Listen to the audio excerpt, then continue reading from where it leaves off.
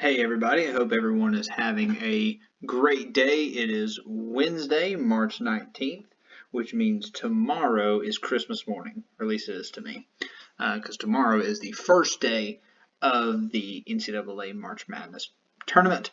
It's my favorite time of year. I wanted to kind of kick off my YouTube channel's first full-length video with a March Madness bracket prediction. This is my favorite thing to do every year. I know it's sort of off-brand from the normal jumping and dunking workouts that you've seen. I appreciate everybody who's followed along with that. It's been a super rewarding process. Looking forward to more growth. First one off, want to give a shout out to the sponsor of this video, which is No One. Thanks, No One. Appreciate everybody tuning in. I'm going to go through this region by region, breaking it all the way down and getting to my final four team for each region, and then we'll go to the final four after that. A little bit about my process with this. I am not a chalk guy. If you are looking for chalk, I'm not your guy to look to. I play to be perfect, which often does not work out, as no one has ever had a perfect bracket.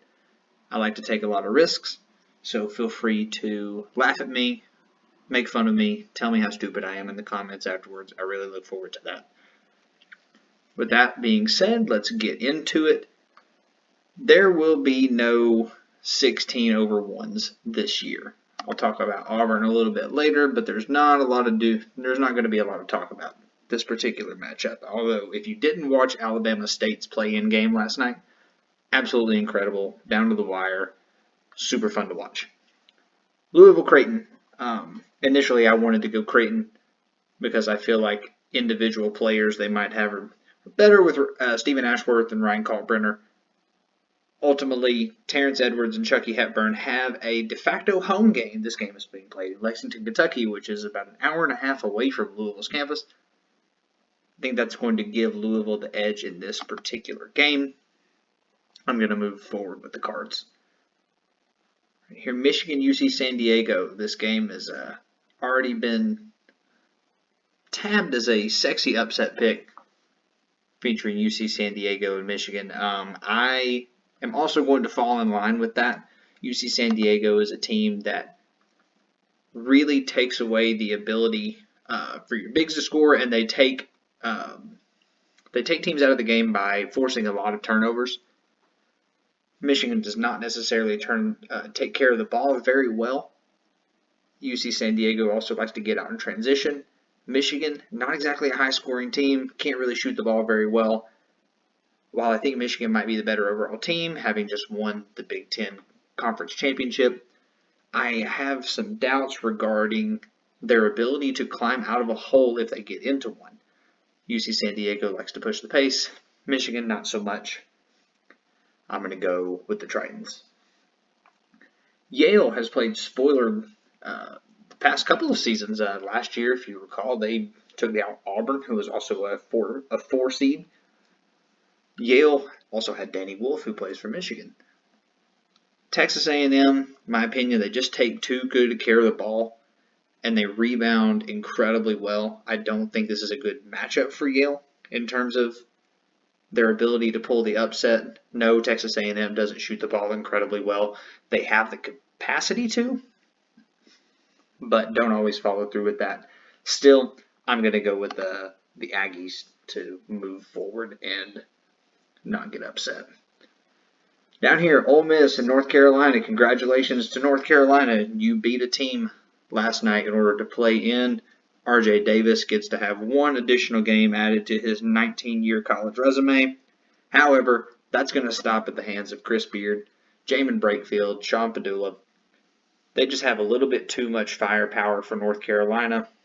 North Carolina has not been able to beat solid teams all year. It's not going to start now, even though they did beat the brakes off of San Diego State last night in their play-in game. Moving on to Iowa State and Lipscomb. Iowa State's pretty banged up right now. They just had Keyshawn Gilbert announced that he's going to be out for the rest of the season. They have not been at full strength for most of the year. They're kind of reeling towards the end of the year, losing, I think, 4 of their last 7. Lipscomb is a team that reminds me somewhat of Oakland from last year, if you remember, where Oakland shot the lights out. I think that Lipscomb scores 47% of their points every game, or at least takes 47% of their shots every game from the three-point line. I think if Iowa State struggles to score, which they have been known to do this season, as talented as they are, I think that Lipscomb actually could pull the upset off. I think that they could be the darling that knocks down a bunch of threes and pulls the rug out from underneath Iowa State, having missing one of their best players. Marquette, New Mexico. This is going to be a fantastic game between Cam Jones at Marquette and Donovan Dent, New Mexico. But I really think that the separating factor is going to be Nelly Jr. Joseph for New Mexico down low. Marquette has had a tough time stopping bigs all year long. I think given Donovan Dent's playmaking ability, his ability to just light it up, and Nelly Jr. Joseph inside for New Mexico, I got the Lobos and Richard Pitino moving on. Not going to say a lot about Bryant. I think Bryant got they could have potentially pulled off an upset if they were playing against a different 2 seed, but Michigan State is just too good. They're coming together. Jace Richardson is really coming into his own. Really like what he's doing, so I'm going to have the Sparties moving forward. Auburn-Louisville, again, this game is still played in Lexington, Kentucky. I think that that's going to make it a tough environment for Auburn, who is reeling. They come into this game losing. They come into the tournament having lost 3 of their last 4, albeit to really good teams in the SEC. But they're starting to lose a little bit of that intimidation factor that they've had all season long. I believe they're starting to get figured out. However, I think they have just too much depth, too much going for them, and too much talent for Louisville. Remember, Louisville still got spanked by Duke in the SEC or in the ACC championship without Cooper Flagg, without Malik Brown. I'm not going to put a lot of stock in Louisville pulling off this upset. UC San Diego and Texas A&M. This is where Texas A&M can be different than Michigan in the sense of no, they don't shoot the ball very well, but they do take good care of the ball and they crash the glass. UC San Diego is sort of willing to let other teams win on the glass. It's a typical mid-major move because they don't have the size or the athletes, but I don't believe that UC San Diego is going to be able to turn Texas A&M over the way they were able to do it with Michigan. Go Aggies. Ole Miss and Lipscomb. This is where you have a healthy Ole Miss team who doesn't have the same issues as Iowa State. Ole Miss does not have any qualms about scoring a lot of points. Ole Miss typically gets in trouble with their rebounding, but they're not going to have to worry about that against playing against the mid-major squad. In Lipscomb, I'm going to have the Running Rebels moving forward. Michigan State, New Mexico, as much as I like Donovan Dent and Nelly Jr. Joseph and what Richard Pitino is doing for the Lobos, it's hard for me to go against Tom Izzo in this type of a matchup. I think Michigan State is just too good, too complete. I'm going to have them moving forward. Auburn, Texas A&M. Like I said, Auburn lost 3 of their last 4 games coming into this tournament, and one of those games was to Texas A&M. Texas A&M absolutely battered them on the boards, played incredible defense, and I think that Texas A&M is going to be able to pull it off again. Not going to say a whole lot else there. No, Auburn was the overall number 1 seed. In case anybody was wondering, the last 10 number 1 overall seeds, only one of them, being last year's UConn team, has gone on to win the national championship. Most others bow out in the Sweet 16 or the round of 32. And Ole Miss and Michigan State. Right here, we are going to have Sparty on. Chris Beards had a great season. I think that this was where this great run for Ole Miss, who had a good run in the SEC, lots of talent, but I believe that Michigan has the best possible advantage there. I feel the same exact way about this game too. I think that this is in a very interesting turn. Neither of these teams between Texas A&M and Michigan State shoot the ball incredibly well. So I am going to essentially fall back on coaching. Tom Izzo is going to have his team fully prepared. I believe that overall Jace Richardson, the star power, is going to come ahead. Wade Taylor has struggled. I don't necessarily know if I trust him to just fully put the team on his back and take over. So I'm going to have Michigan State moving to the Final Four. Moving up here to the East region, Duke versus whoever wins this game. Good luck to whoever. Duke doesn't have Cooper Flagg. Duke doesn't have Malik Brown. Duke doesn't need either one of them to advance past this game. Talk more about them later. Mississippi State and Baylor. Baylor has had an up and down year and could potentially be lucky to even have gotten into the tournament. However, they do have the athletes. They've got the ability. They have the X factor, in my opinion, which is VJ Edgecombe. Mississippi State has Josh Hubbard, but Josh Hubbard, there have been so many games where they put him in a position where he has to score 30 to 35 points just to keep them in a game. Baylor doesn't have that issue. They run through Norchad Omier. I don't believe Mississippi State has the bodies to be able to take care of him. I'm going to have Baylor moving forward. Oregon Liberty, a lot of people are picking this as a sexy upset pick. I'm not necessarily sold on Liberty. I think they're very well coached. I think that they score a lot of points, which is awesome. But I simply trust Dana Altman to get his team prepared. Talk more about Oregon as we advance. Same with Arizona and Akron. Akron's only lost one game in the year of 2025. They're riding high, but Arizona simply is too long, too athletic, and has too much experience to fall for the 4 or 13.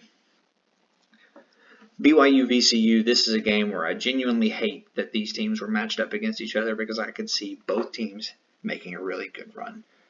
Ultimately, I like Max Shulga, Joe Bamasil to shut down the three-point attack of BYU to slow them down. VCU's full of high major athletes on a mid-major team. I think VCU is going to have a nice little run here. Wisconsin, Montana. Montana doesn't have the athleticism or the big men to keep up with Wisconsin, nor do they have anybody who's going to slow down John Tonje. Wisconsin scores the ball at a much higher clip than they always have. Not that they're without their troubles, but I believe that Wisconsin's going to handle this one very easily. Same with this game. I believe that St. Mary's style of play is going to clash with Vanderbilt's. Neither team scores a lot of points. I think St. Mary's plays a better style of ball than Vanderbilt, despite Vanderbilt having some really good athletes. As much as I would love to see the SEC teams continue to press forward, I don't believe that that's going to happen. I think St. Mary's is going to take it. Alabama, Robert Morris. Not going to spend too much time on this one. Duke Baylor, this is where I'm going to ruffle some feathers. This game is in Raleigh. It is a de facto home game for Duke. But Duke still is without Malik Brown. Cooper Flagg will likely play in this game, but how healthy will he be? How effective is he going to be? But again, I go back to missing Malik Brown. I believe he's the X factor down low. He's an incredible defender, incredible X factor for Duke. I believe that Duke is obviously the better team, but Baylor runs a grueling style of play, runs their offense through Norchad Omier down low, and I don't have the faith in Kamal Malawach and Pat Namba to stop him, to stay out of foul trouble, to even stay on the floor against him. I'm also buying into the storyline of the Jeremy Roach revenge tour. Jon Scheyer basically told him to get gone. He went to Baylor. I like Jeremy Roach to have a blowout game here. I think Duke goes down early. Oregon, Arizona. I have a lot of respect for Tommy Lloyd and what he's done for Arizona's program, but I genuinely believe that Dana Altman just kicks it into a different gear come tournament time. I think that Oregon has the ability and a well-rounded team to make it past Arizona. VCU, Wisconsin. This is a similar matchup for VCU that they just got out of with BYU, except Wisconsin has even fewer weapons who can score the ball. compared to a BYU. If you shut down John Tonje, I don't know who's going to score. I don't know who's going to score at a high clip for Wisconsin. VCU has the athletes. I'm really, really high on VCU to make this nice little Cinderella run. St. Mary's in Alabama. I also am not super sold on Alabama as far as making a deep run. Grant Nelson's hurt. If you watch the SEC tournament game against Florida, Alabama plummeted through the floor as soon as Grant Nelson went off the floor. Mark Sears has had a great career, but I have a feeling that St. Mary's might be able just to slow him down enough to make him play off his game. Alabama doesn't have any other really reliable bigs to put the ball in the hole. They have some perimeter shooters like Chris Youngblood and Stevenson, but I just don't believe in Alabama making a deep run this year, having watched them as much as I have. So, even the Gales. Moving on to Baylor and Oregon. This is where I believe Baylor's dream run here stops. They've just come off a great victory against Duke. Scott Drew's an amazing coach. VJ Edgecombe is a heck of an athlete to watch, going to be a lottery pick. But ultimately, I believe that Oregon has a more complete team. Dana Altman, I see him making another deep push into the tournament. VCU St. Mary's, again, high on VCU. I think they're my Cinderella this year. I'm gonna go with Max Shulga and Joe Bamasil and Ryan Odom to get the job done for the Rams. And then between Oregon and VCU, I am going to have the Cinderella run in. Dana Altman gets back to the Final Four with the Ducks. I think Nate Biddle and Jackson Shellstad are going to have a heck of a tournament. They're going to be able to put it all together. The buck finally stops here for the Rams. So I have my first two sets of Final Four, Michigan State here and Oregon on this side of the bracket. So now we're moving on to the West region. Florida, we're going to talk a lot about them as we go forward throughout this tournament run. But Florida's going to move past Norfolk State. Again, there's going to be no 16-1 upset here. We essentially have a one-man show in Oklahoma with Jeremiah Fears, heck of an athlete. I could see him putting up 40 points in this game because UConn's perimeter defense is suspect.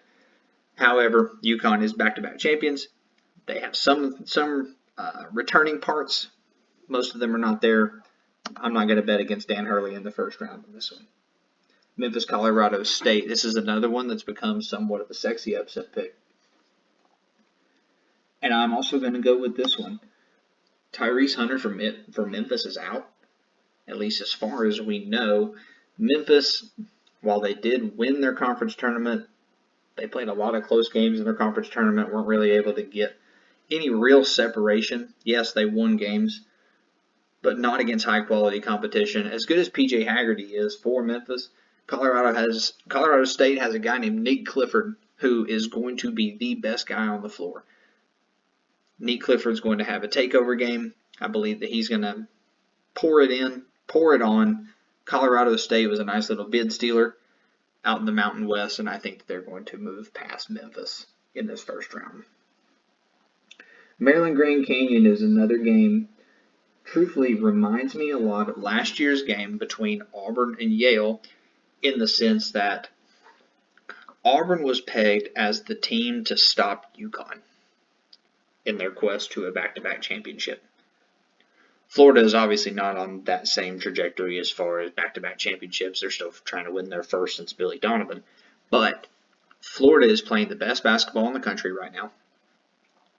And everyone, expert-wise, who has Florida losing, has them losing to Maryland. I have a feeling that Maryland's watching this and thinking, yep, this is our responsibility. We're going to be the ones to stop Florida. And I think they might be overlooking this Grand Canyon team. It's got Tyon Grant Foster. They're an absolutely fantastic team. They like to run. They like to push the pace. Maryland essentially only has 5 guys. They have their starting lineup. The Crab 5 might be the best starting lineup in all of college basketball. But are they going to be able to keep up with the pace, run and gun Grand Canyon? And Are they going to overlook Grand Canyon? I have a feeling that's what's going to happen. So I'm going to set up a nice little 12-13 here between Colorado State and Grand Canyon. Missouri Drake. Drake is everybody's upset pick to take over Missouri. They've had a great year. Ben McCollum's done a great job coming up from the Division II level. Has a team basically full of Division II guys. Bennett Sturts is also a great athlete. However, Missouri, though they've struggled as of late, just has too many athletes, pushes the pace, has no problem scoring the ball, can score on you in a variety of different ways, and they don't necessarily turn the ball over a lot. I just don't believe that Drake is going to be the upset Cinderella that everyone thinks that they are. Texas Tech, UNC Wilmington, and Texas Tech might be a little bit banged up, but they're expected to have their guys back. I think Darion Williams, JT Toppin, Elijah Hawkins, they get the job done. This game is so unfortunate because these teams are so disappointing during the year. Kansas and Arkansas. Kansas was a preseason #1. Fell off. Calipari brought over a lot of guys in the portal. I know that they have some guys hurt. I know that Boogie Fland is coming back. Unfortunately, this game, because of who they're going to face next matchup, really just doesn't matter who wins this game. I think Kansas is the more complete team overall. So I'm going to have Bill Self advancing past John Calipari.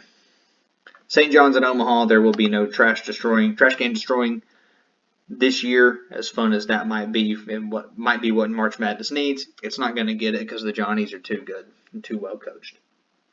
Florida UConn. Like I said, this is not the same UConn team that has gone back-to-back national champions. Their perimeter defense is very suspect. They don't have the depth to keep up with Florida, nor does really anybody else. Florida moves on pretty easily there. Colorado State, Grand Canyon would be a really fun battle between Tyron Grant Foster and Colorado State. However, and Nick Clifford at Colorado State. However, I think that Nick Clifford is going to have the edge there. Colorado State's going to be moving forward. Missouri and Texas Tech. This is assuming Texas Tech is healthy, has Darion Williams back, has the important pieces that they need to make this push. I'm pretty high on Texas Tech. I think they've had an excellent year. They're going to be moving forward. This is where it gets a little bit chalky for me. St. John's and Kansas. Like I said, the winner of the Kansas-Arkansas game was irrelevant because they were going to be facing the Johnnies. Additionally, Kansas has never made the Sweet 16 in a year that they have been preseason ranked #1, which is just a loony stat, but it's sad. This is where the Cinderella story ends for Colorado State. Florida's going to be moving on. Too deep, too fast, too athletic. Nick Clifford's not going to be able to do enough to take them off. Texas Tech and St. John's. This is where St. John's inability to hit from the outside is going to really, really hurt them. I think Texas Tech has a fantastic overall team. As is St. John's, it's going to be a really good battle. Ultimately, I don't think that St. John's defense is going to be able to shut down all the weapons that Texas Tech has. So Red Raiders moving forward. And then between Florida and Texas Tech, this is where the depth piece comes in. I know that Texas Tech still might be injured, still operating under the assumption that they're going to be healthy. But I'm going to have Florida moving on to the Final Four. So now we have 3 of our 4 set. Moving on to our last region, which is the Midwest region. Houston over SIU Edwardsville. Gonzaga, Georgia. This is where both teams kind of got hosed in the sense that Gonzaga is severely underseeded. They're much better than an 8 seed. And Georgia, I think they're appropriately seeded as a 9 seed, but they just got a bad matchup with Gonzaga here. So I'm going to have Gonzaga moving forward. Mark Few keeps it going. Clemson and McNeese State. I think McNeese State last year was a better team than this one. This year, they just play in a really weak conference and are able to run through it. Clemson has a lot of returning pieces from their Elite 8 run. A lot of people are picking this as a nice little upset, but I think Clemson's just got a little bit too much to fall. Purdue High Point. Again, a lot of people like picking this one because, again, they're reminded of Purdue falling to Fairleigh Dickinson or Purdue falling early. I am not a Matt Painter guy, personally, but I don't necessarily see Braden Smith and company losing in the first round to High Point. I think Braden Smith's going to be able to control the game. This game has not yet been played between Texas and Xavier, but this is another game that I just genuinely feel doesn't matter because whoever wins that game is going to advance past Illinois. You don't know what you're going to get with the Illini. I'm not sold on Kasparas Yakuchonis as a next level high lottery draft pick like everyone else is, because I don't know if he's going to score 25 points and take the game over, or if he's going to score 2 points and foul out early in the second half. So give me winner of Texas Xavier. Personally, I think it's going to be Texas. I think Trey Johnson is your guy this tournament to really start making some noise. Kentucky Troy. Kentucky's just going to have too much offense. I think Mark Pope's done a great job with Kentucky. They battled injuries all season long. If they had stayed healthy, they probably would have made more noise in the SEC. Give me Kentucky moving forward. Same here with UCLA. I'm just going to trust Mick Cronin to get the job done. And no 15/2 this season either for Tennessee. Houston Gonzaga. This is where I have another feather ruffler. I want to like Houston. I want to think they're going to be able to get the job done, but I just don't have the faith that they can. Gonzaga has made 9 straight Sweet 16s, and I think that Mark Few is going to be able to slow down Houston. Jawan Roberts is currently hurt for Houston, which is a huge factor down low, especially when you consider that battle with Graham Ike and Gonzaga. I think in terms of the battles of the point guard, Ryan Nembhard is a top 5 point guard in the country, and I think that he's going to be able to push the pace. I think they're going to be able to hit a lot of threes. I think the Caliph battle is going to be a huge X factor for Gonzaga. And I just genuinely believe that Gonzaga is going to move forward, although I have never been a Gonzaga fan. Clemson and Purdue, two teams, again, I'm still not a huge fan of, but ultimately, if we're talking about battle of point guard, battle of being able to control the pace, I believe that Purdue is going to be able to move past Clemson, setting up a Gonzaga-Purdue matchup there. Texas and Xavier, again, I believe that Texas is going to come through here, but either way, I have them falling to Kentucky. I just believe that Mark Pope has done such a great job at Kentucky. I think that he's going to have them moving forward. This high-powered offense is going to press them forward. UCLA and Tennessee. This is where we get our all-too-frequent Rick Barnes special. Last year, Rick Barnes was able to ride the coattails of Dalton Knecht, to the Elite Eight. They don't have a Dalton Knecht this year. He's not a part of that team. He's in the NBA now, and Chaz Lanier is no Dalton Knecht. Somehow, some way, Rick Barnes always finds a way to lose early with Tennessee, even though they have the single easiest path to the Final Four of anybody on this side of the bracket. But I'm going to have Mick Cronin and UCLA moving past Gonzaga and Purdue. This is where I believe that Purdue is going to sort of fall apart. They've been relatively inconsistent. I think that Gonzaga, again, is super underseeded. Most of that is just because of the conference that they played in. But I think that Gonzaga is going to push through. However, this is going to be a super fun matchup to watch between Ryan Nembhard and Braden Smith, battle of elite point guards at the college level. But I have a feeling that Gonzaga is going to be able to push forward.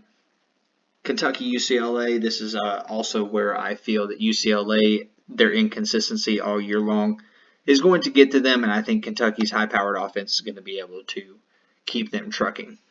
Finally, Gonzaga, Kentucky. We're moving forward. Winner of this game goes to the Final Four. Mark Pope, as great of a year as he has also not won an NCAA tournament game.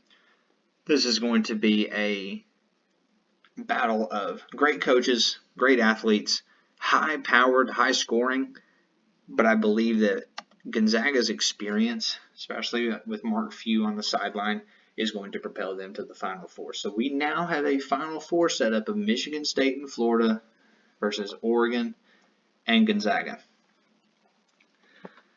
Michigan State-Florida is going to be a fantastic game. Actually, it's a rematch of sorts from the 2000 National Championship game, like with Billy Donovan, Tom Izzo, and I believe that Michigan State had Jason Richardson, Morris Peterson, Mason Cleaves, those guys, and Florida had Udonis Haslem. Fantastic game. But I have the biggest difference in this game is going to be Florida's ability to shoot from all levels, whereas Michigan State is not going to be able to hit the three ball.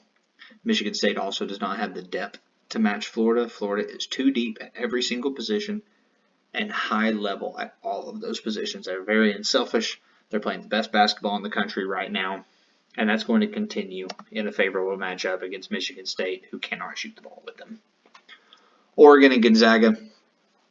It's going to be a fantastic coaching battle between Dana Altman and Mark Few, as well as a fantastic inside battle between Nate Biddle at Oregon, Graham Ike for Gonzaga, and a great point guard battle between Jackson Shelstad and Ryan Nembhard.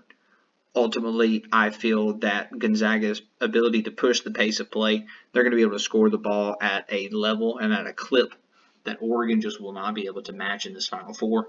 I have Gonzaga getting back to the national championship game where they'll be playing against the Florida Gators. Since 1997, when Arizona won the national championship under Lute Olson, no West Coast team has won the national championship. That's going to continue again. As fun as this matchup would be, as high scoring as it would be, Florida just has too much firepower, too much offense, and it's just been too elite down the stretch, busting through the ACC, or the SEC, excuse me. They're going to bust through this tournament. They've had a lot of good matchups, a lot of things go their way, and I believe that the Florida Gators are going to wind up as this year's national champion. Again, hope you all enjoy. If you've stuck with me this long, God bless you. Thank you so much. I appreciate it. Feel free to leave your thoughts in the comments. Let me know who you got winning the entire national championship. Feel free to let me know how dumb you think I am. But I hope that you all have a great day. Happy watching, and God bless.